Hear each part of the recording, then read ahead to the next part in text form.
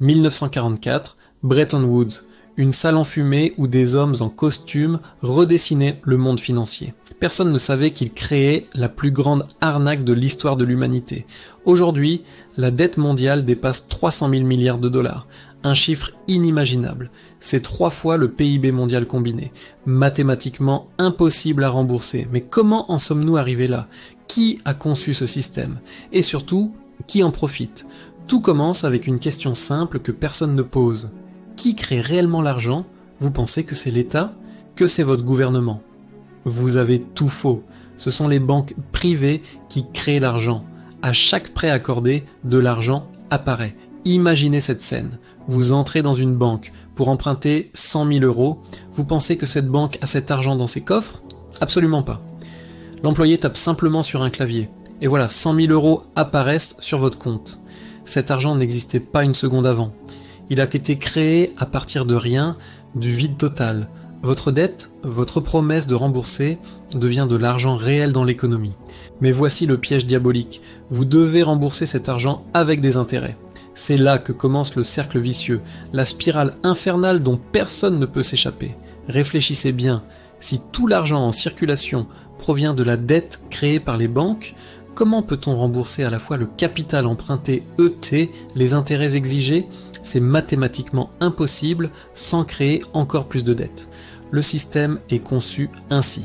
Le système exige une croissance perpétuelle, infinie, dans un monde aux ressources limitées.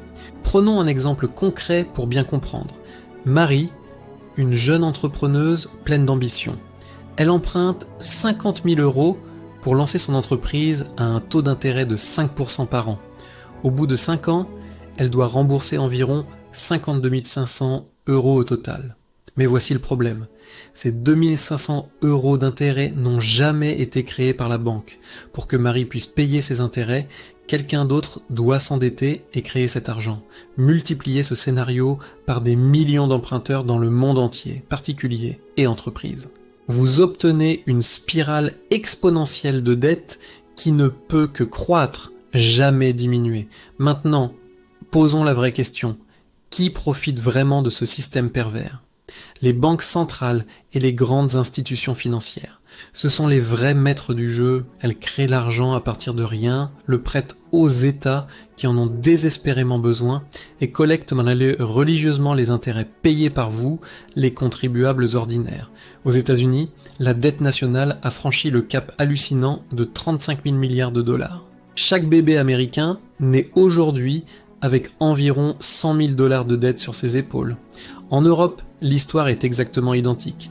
Même système, même conséquences dévastatrices. Regardez la Grèce, un pays entier mis à genoux par ses créanciers internationaux. Les retraites ont été réduites de moitié, les hôpitaux fermés, les salaires amputés drastiquement. Tout cela pour rembourser des banques allemandes et françaises qui avaient prêté imprudemment. L'Afrique, ce continent riche en ressources, paie plus en remboursement de dettes chaque année qu'elle ne reçoit en aide au développement. Un paradoxe cruel et révoltant. Des écoles sans livres, sans professeurs. Des routes en ruine, des hôpitaux sans médicaments. Pendant que l'argent durement gagné, part chaque mois vers Londres et Paris. C'est du néocolonialisme financier pur et simple. L'esclavage a changé de forme, pas de nature. Mais revenons au mécanisme central de cette arnaque monumentale, les réserves fractionnaires. Les banques ne gardent physiquement qu'une toute petite fraction de vos dépôts dans leur coffre. En général, seulement 10% de ce que vous leur confiez. Le reste, prêté, investi, disparu. Si tous les clients d'une banque veulent retirer leur argent en même temps, que se passe-t-il? Le système s'effondre comme un château de cartes. C'est exactement ce qui est arrivé en 2008. Les banques ont joué au casino avec l'argent des déposants. Votre argent, mon argent. Elles ont créé des produits financiers ultra complexes, toxiques, que personne ne comprenait vraiment. Quand la bulle immobilière a éclaté et que tout s'est effondré, devinez qui a payé la facture? Pas les banquiers qui touchaient des bonus de millions. Non, les contribuables ordinaires. 700 milliards de dollars de renflouement aux États-Unis seulement, argent public pour sauver le privé. Des milliers de milliards d'euros en Europe, au Royaume-Uni, partout dans le monde développé. Le principe est simple et révoltant.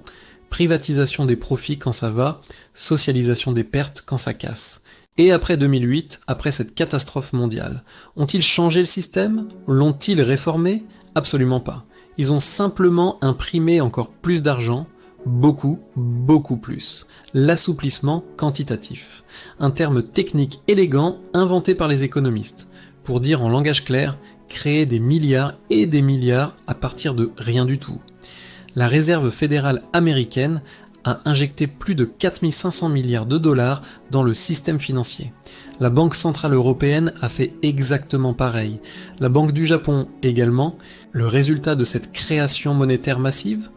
L'inflation galopante que nous vivons tous aujourd'hui. Votre pouvoir d'achat diminue inexorablement chaque année, chaque mois, chaque jour même. C'est une taxe invisible et silencieuse sur votre travail, sur vos économies durement gagnées. Pendant ce temps, les ultra-riches, eux, continuent de s'enrichir à une vitesse vertigineuse. Pourquoi? Parce qu'ils possèdent des actifs réels qui montent avec l'inflation au lieu de la subir. Immobilier, actions en bourse, or et métaux précieux, œuvres d'art, entreprises. Vous, le travailleur moyen, vous avez juste un salaire qui stagne depuis des décennies. L'écart entre riches et pauvres explose. L'inégalité atteint des niveaux jamais vus depuis un siècle.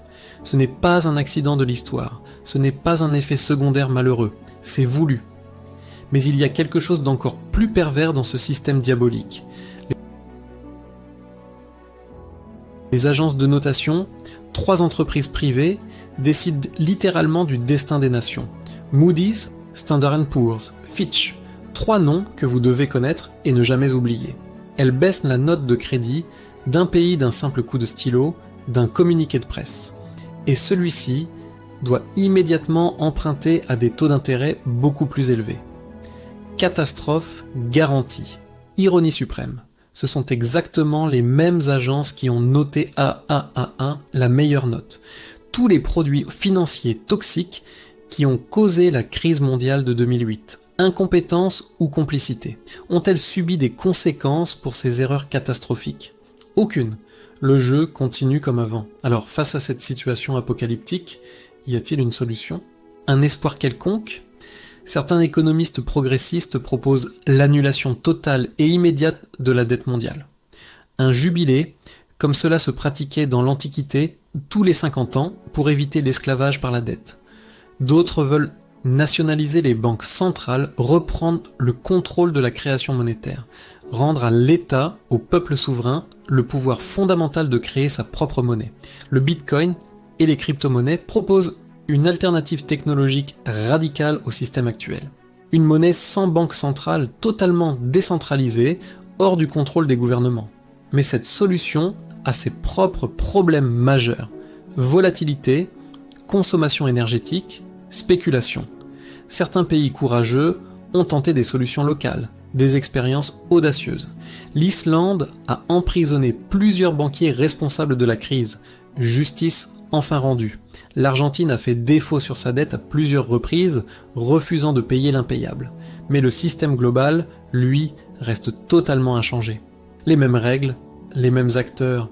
Pourquoi? Parce que ceux qui profitent énormément du système actuel sont exactement ceux qui ont le pouvoir politique et économique de le changer. Conflit d'intérêts total. La dette mondiale n'est pas un accident de l'histoire. Ce n'est pas une erreur de calcul. C'est un outil de contrôle des populations et d'enrichissement d'une élite minuscule.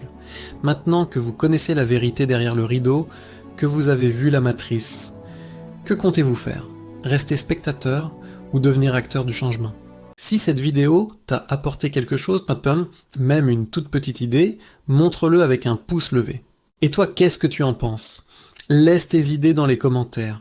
Pour ne rater aucune de nos prochaines explorations, abonne-toi et active la cloche. Si tu penses que cette vidéo peut être utile à quelqu'un, n'hésite pas à la partager. Ensemble, continuons de décrypter l'économie. Merci